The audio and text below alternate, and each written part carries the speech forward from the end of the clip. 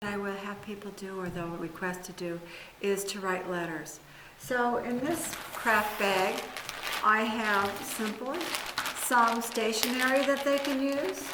I often let them pick out, because always giving people choices of what they really want to do or what they really want to write a note on, or whether it's a book or a magazine, if it's a certain type, they'll enjoy doing it. So I try to give them the option of several different types of stationery so that they can use it or write on what they want that reflects who they are.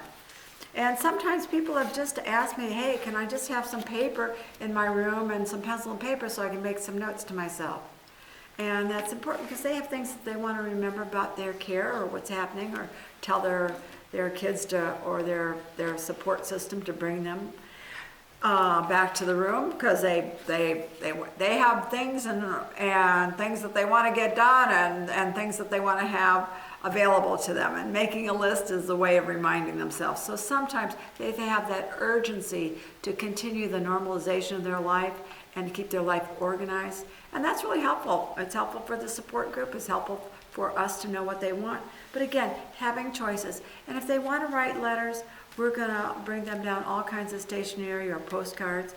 But the most important thing is I need to check with them to find out how best can they write their letter. Can they use a regular pen, pencil, a small one that they can do fine motor skill with? Or do they need something larger? So this is adaptive equipment.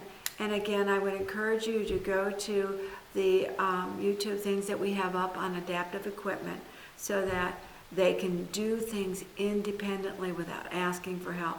Nothing lowers a person's self-esteem more than constantly have to ask for assistance or help.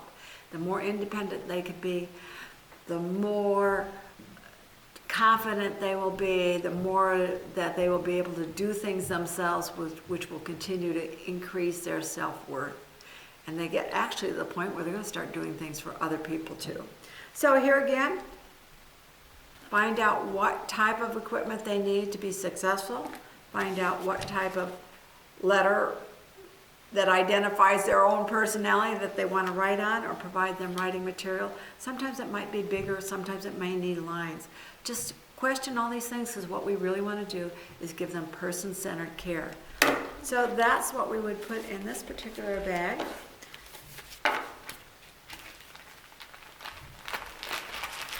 And the next project that I'd like to show you is a little bit harder, and it is woodworking projects for guys to do.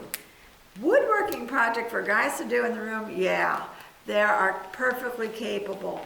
And lots of men just like to assemble things. They like to make things.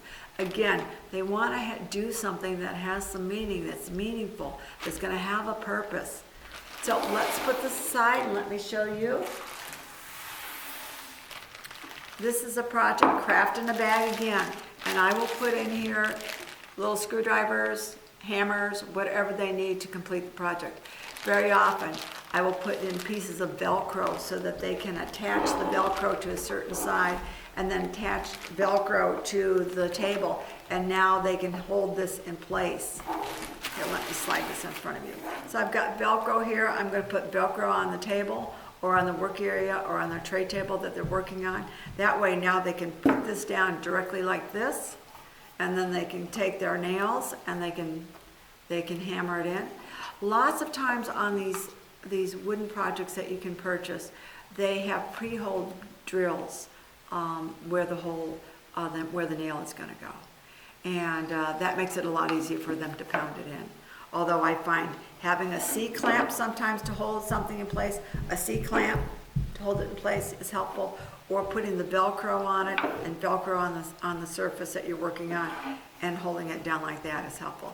And so these guys then end up making projects, and our finished project, excuse me for a minute, usually looks like this. This one has been painted, but again, they'll take their natural wood one and they might make a mahogany stain on it.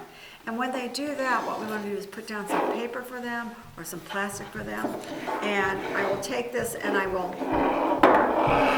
C-clamp it. Take a C-clamp, C-clamp it right to the table so it doesn't move, and now they can paint it or stain it.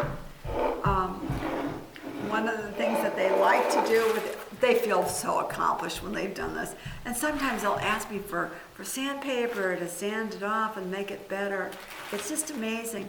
Once a person starts doing a self-creative or self-expressive project, they get so involved and determined to finish it, and they want it to be as best as possible, and I want them to have that opportunity. So if they want sandpaper, I'm going to go get them sandpaper, and I might even put the sandpaper in the bag before I give it to them. Whatever they ask for, I'm going to try and accommodate. So here's one that's been finished, and what they very often do is they will put their wallets in it, they'll put their remotes in it, they will put important pieces of paper in it so they know what they are, so they know the schedule, and then this sits right on the side of their table so that they can get it. Lord knows, it's the worst thing if your remote falls on the floor and you can't switch that TV. So this is pretty nice, and they very often take them home or they give them to other residents, and that's fine with us, because the most important thing about doing person-centered care, or about doing things that have meaning, that are value, we don't want to just have our residents do busy work. If they want to make something and show what they've made or use what they made, that's very important. And one of the other things that we've done with people is we've encouraged them to do that, because it so greatly increases their self-worth, it increases their confidence, and what these projects also do, as I've mentioned before, but worthy of saying it again, it gives them value for being there. It gives them why. Why are they there? How can I use my time? I don't want to waste my time. But they come out with a finished product. They come out with improved self-esteem. And very often along the way, they learn a new skill. One example I had is of a person who had trouble breathing, and he didn't want to do anything, and he couldn't do very many exercises.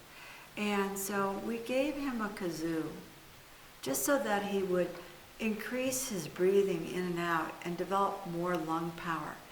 And he got pretty darn good at playing that kazoo. And I said to him, you know what? We don't sing that well. We sing off key. How about you come down to our singing group and you play the kazoo with us? You'll probably make us sound a lot better.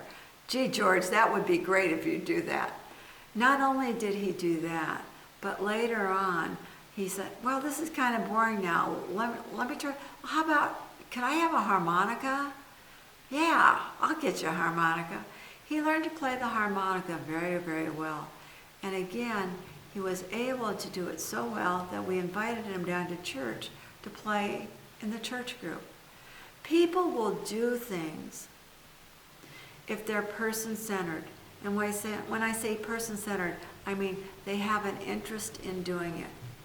The other 3 reasons why somebody will do something is because they want to learn something new. And after they learn something new, if they like it, they're going to want to do it more and get better at it. So they'll practice. Many times they'll practice by themselves, or they'll just say, oh, I don't like the way I painted this. These are the wrong colors. I'm going to make another one. I want it to look like this. So they'll do it to make it better. And then the third reason that they'll do it is to show it or share it. And that's what happened with my man with the harmonica. He ended up playing the harmonica so well, and he got so much healthier from being able to breathe and being able to take deep breaths and being able to hold those notes for a long time, that he improved his self-esteem, but also he was so proud of himself he was willing to share it. And one time we were waiting for the bus to come back and pick us up, and he had his harmonica, and we're just kind of sitting there just waiting for the bus to come. He pulls out his harmonica and he plays it for everybody, and we enjoyed it. He made us all smile. And the greatest achievement for him was not only did the people in our group who was waiting for our bus to come, but the people at the bus stop complimented him and said, hey, that was really great. You made this time pass so pleasantly. Thank you for playing the harmonica.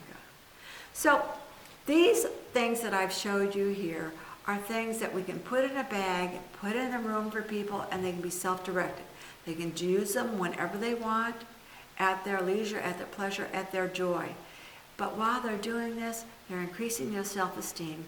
They're usually learning something new, or they're learning or practicing something that they've already enjoyed doing just for recreation, and it's given them time to relax. And that's so important. And it's very important to do person-centered things so people are motivated to do things. I often tell the nursing department, nursing, you are how a person's going to get up. Activities is why they're going to get up. We work from the eyebrows up. We stimulate them mentally so that they get that spark to enjoy life again and to share life with other people and have value in their lives.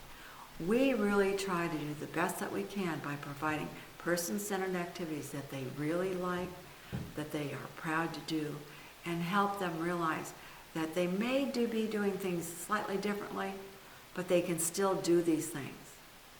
And very often, they start to realize they can do more than what they ever thought they could. Thank you for joining us this afternoon.